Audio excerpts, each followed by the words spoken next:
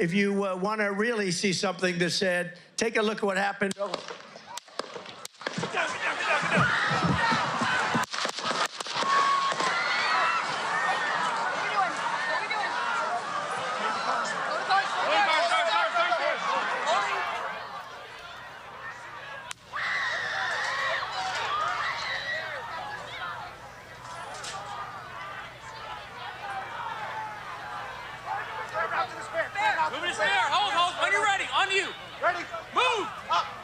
I do want to hear from another person who was there at the event, witnessed the gunfire. Rico Elmore is joining us now. Rico, if you can hear me, just tell us where you were when you first heard the shots. Whit, thank you so much.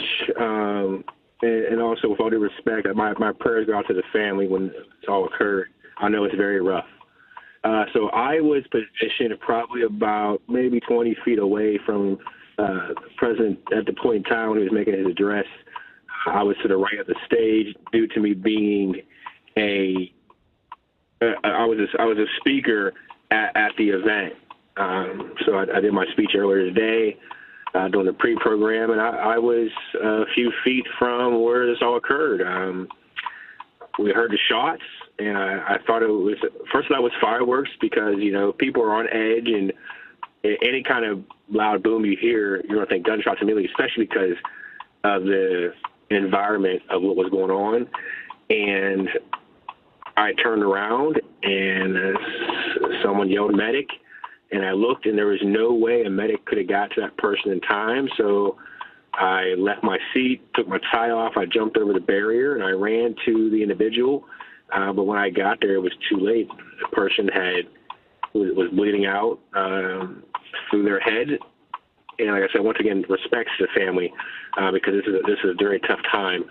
But they were shot, and I tried to, you know, block the wound. I held a towel against it, and until a medical team arrived and got him out.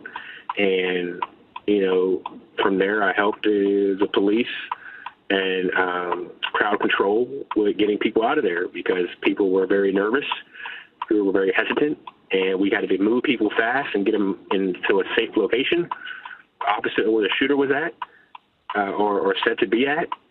So I assisted with getting people down and getting people out. And I try to keep kids calm and just get people clear. Wow, Rico.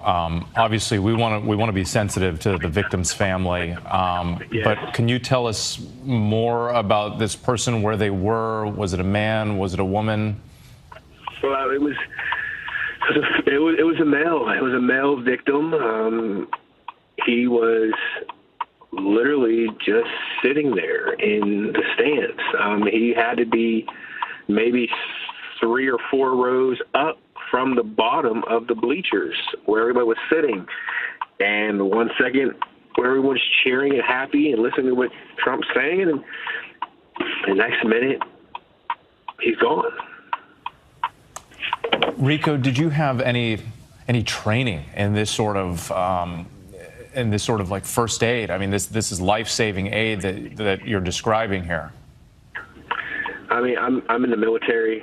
I'm in the 171st Air Refueling Wing, and you know we learn first aid and self-aid buddy care and basic training. And you know, at the point, as soon as I heard the shots and I seen and heard someone yell medic, my first instinct was, you know, I'm trained in self-aid. I'm trained in you know, applying a tourniquet, but I'm not trained to see someone's, you know, what I witnessed. I mean, nobody can be trained for that. And we're getting the sense, Rico, not just from you, but from others, I think there's going to be some serious time, some healing that's going to need to take place for the people who were there and saw all of this, and especially for you to see everything up close. And you got the sense early on that that this person was lost? From understanding head wounds and how they operate, when I seen what I seen, I was afraid that person was lost. And reading what has been done, said, and stated in the news so far, those are now facts, which is a shame. Rico, I don't even know if these are the right words to ask this question because most people have never been in this situation, but how are you processing what you saw and what you witnessed? I mean, one can only process what happened,